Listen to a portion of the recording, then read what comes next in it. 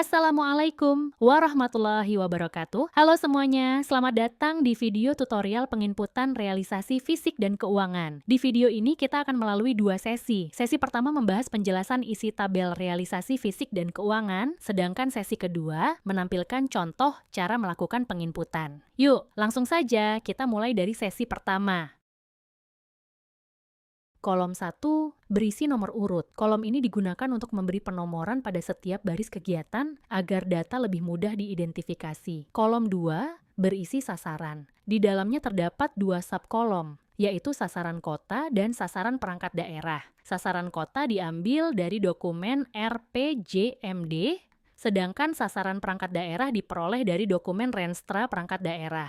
Kolom 3 berisi nomor kode rekening kegiatan. Kode ini digunakan untuk mengidentifikasi jenis kegiatan secara resmi dan sudah diatur sesuai dengan Permendagri nomor 90 tahun 2019 tentang klasifikasi, kodifikasi, dan nomenklatur perencanaan pembangunan dan keuangan daerah. Kolom 4 berisi urusan atau bidang urusan pemerintahan daerah serta program atau kegiatan yang dilaksanakan. Kolom 5 memuat indikator kinerja program, kegiatan, dan subkegiatan. Indikator ini menunjukkan hasil yang ingin dicapai, baik dari sisi outcome untuk program maupun output untuk kegiatan dan subkegiatan. Pengisian kolom 3, kolom 4, dan kolom 5 mengacu pada dokumen pelaksanaan anggaran tahun berjalan. Pada tabel realisasi fisik dan keuangan, setiap warna baris memiliki arti yang berbeda. Baris berwarna merah muda menandakan urusan, biru menandakan program, kuning menandakan kegiatan,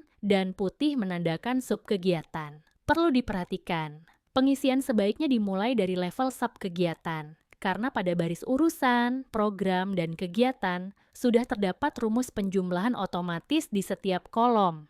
Kolom 6 memuat kondisi kinerja akhir periode RPJMD. Data ini diperoleh dari dokumen Renstra perangkat daerah. Kolom 7 memuat realisasi capaian kinerja RKPD sampai dengan tahun lalu. Nilai ini diambil dari dokumen laporan triwulan akhir tahun sebelumnya. Kolom 8 berisi target kinerja dan anggaran RKPD tahun berjalan yang sedang dievaluasi. Data ini juga mengacu pada dokumen pelaksanaan anggaran tahun berjalan. Terdapat dua subkolom, yaitu K yang menunjukkan target kinerja dan RP yang menunjukkan nilai anggaran tahun yang sedang berjalan. Kolom 9, 10, 11, dan 12 adalah kolom yang diisi setiap bulan untuk mencatat perkembangan realisasi program. Masing-masing kolom memiliki dua subkolom, yaitu K dan RP. Subkolom K menunjukkan realisasi kinerja, sedangkan area para berisi realisasi nilai anggaran bulan ini, yang diambil dari SPJ fungsional bulanan. Untuk menghitung nilai pada subkolom K digunakan rumus berikut. K bulan ini sama dengan nilai anggaran bulan ini, dibagi nilai anggaran tahun berjalan pada kolom 8, kemudian dikalikan dengan target kinerja tahun berjalan di kolom 8. Kolom 13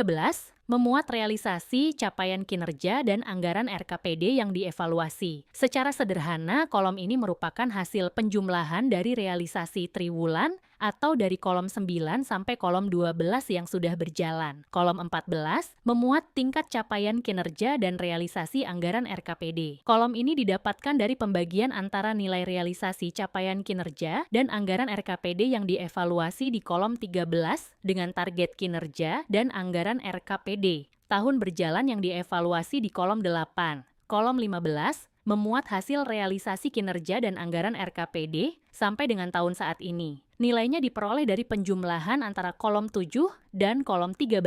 Kolom 16 memuat tingkat capaian kinerja dan realisasi anggaran RPJMD sampai dengan tahun saat ini. Kolom ini menggunakan rumus pembagian dan perkalian, yaitu kolom 15 dibagi kolom 6, kemudian dikalikan 100%.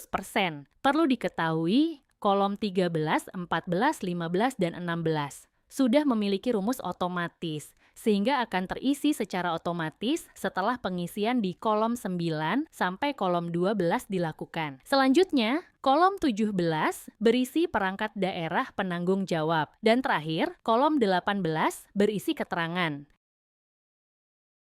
Baiklah, sekarang kita masuk ke contoh tahap pengisian realisasi fisik dan keuangan. Berikut ini merupakan contoh RFQ yang telah diisi sesuai dengan ketentuannya. Ini adalah contoh pengisian untuk kolom 1 dan kolom 2, pengisian kolom 3, kolom 4, dan kolom 5 pada contoh ini menggunakan DPA tahun berjalan, yaitu tahun 2025.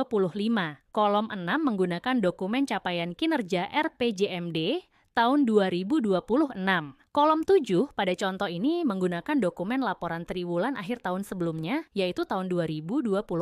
Sementara kolom 8 menggunakan dokumen pelaksanaan anggaran atau DPA tahun berjalan, yaitu tahun 2025. Selanjutnya, kita masuk ke tahap penginputan bulanan yang dilakukan pada kolom 9, 10, 11, dan 12. Dalam contoh ini, saya akan menampilkan penginputan bulan September yang berada di kolom 11. Langkah pertama, cek kolom 8 untuk melihat sub kegiatan mana saja yang memiliki anggaran. Kemudian, pilih salah satu dan salin kode sub kegiatannya.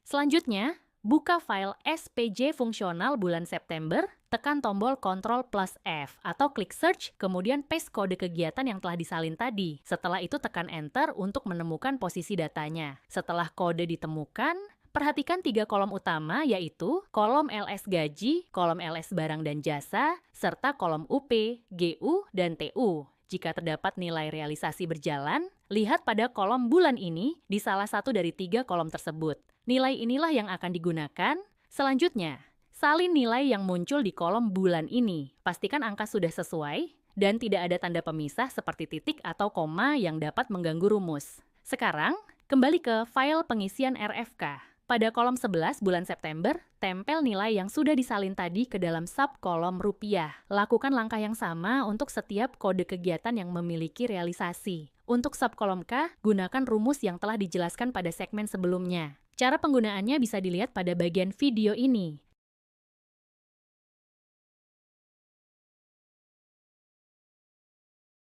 Sementara itu, kolom 13, 14, 15, dan 16 sudah memiliki rumus otomatis, sehingga akan terisi secara otomatis setelah penginputan di kolom 11 dilakukan. Kolom 17 berisi perangkat daerah penanggung jawab, dalam hal ini adalah Badan Perencanaan Pembangunan Daerah. Dan pada kolom terakhir, yaitu kolom 18, terdapat bagian keterangan. Bagian ini diisi apabila terdapat kegiatan yang tidak terrealisasi atau memiliki realisasi rendah maupun tinggi, akibat DAK, dana transfer, atau permasalahan lainnya.